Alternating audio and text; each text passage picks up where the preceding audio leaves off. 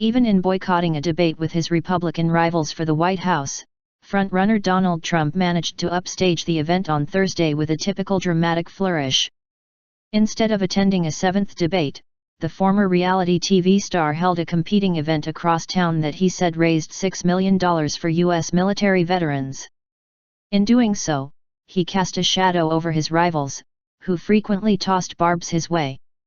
Trump's gamble that he could leave the battlefield to his rivals for one night appeared to pay off, with just days to go before Iowa holds the first nominating contest of the 2016 election season.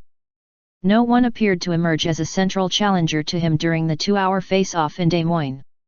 Trump's refusal to participate in the debate out of anger that Fox News anchor Megyn Kelly was a moderator prompted a flurry of last-minute phone calls with Fox News chairman Roger Ailes that failed to resolve their dispute. A Fox News, FOXAO, statement said Trump requested that Fox contribute $5 million to his charities in exchange for his attendance, which the network turned down.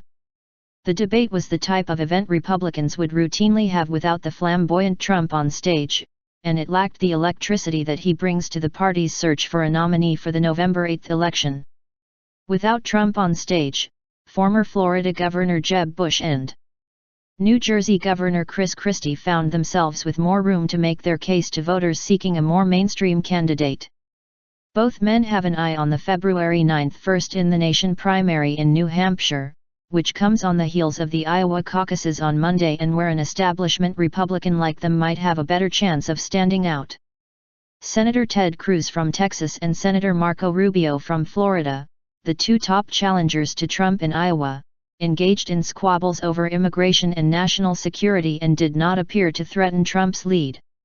He holds the edge over Cruz in polls of Iowa Republicans. Trump's rivals mocked his decision to sit out the debate and found ways to criticize him. "I'm a maniac and everyone on this stage is stupid, fat, and ugly, and Ben, you're a terrible surgeon," Cruz told his rivals, including Ben Carson, a retired neurosurgeon, as the debate opened.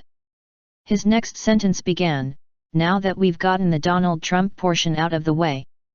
Bush, who has been a frequent target of Trump's attacks, turned a question about religious tolerance into an attack on Trump's proposed temporary ban on Muslims entering the United States. "Donald Trump, for example, I mentioned his name again if anybody was missing him. Mr. Trump believed in reaction to people's fears that we should ban all Muslims.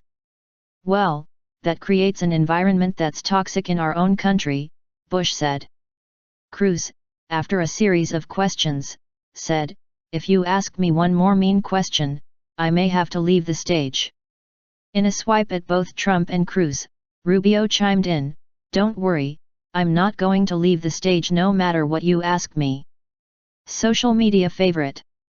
With his Veterans event drawing live TV news coverage on Fox News competitors CNN and MSNBC, Trump had plenty of media attention.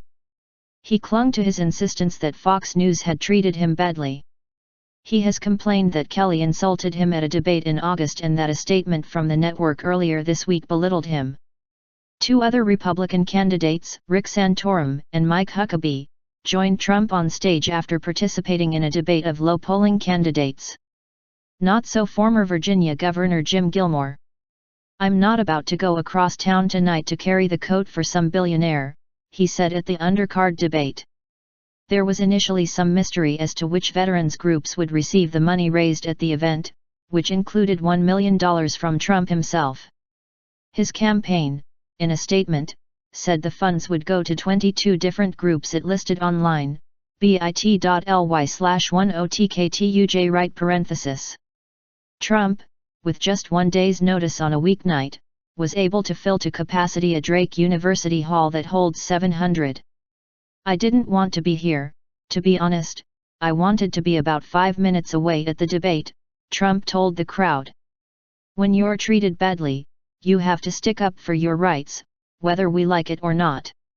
Trump dominated social media during the debate, leading the entire Republican pack in Twitter mentions throughout the first half of the debate, according to data from social media analytics firm Zoomf. He was by far the most searched for candidate on Google during the first half of the debate, at one point outpacing the second most searched for candidate, Rubio, by nearly 4 to 1, according to Google Trends data. Trump's support in opinion polls, much of it from blue-collar men, has not wavered for months despite him insulting Mexican immigrants and Muslims and clashing with Republican establishment figures like Senator John McCain.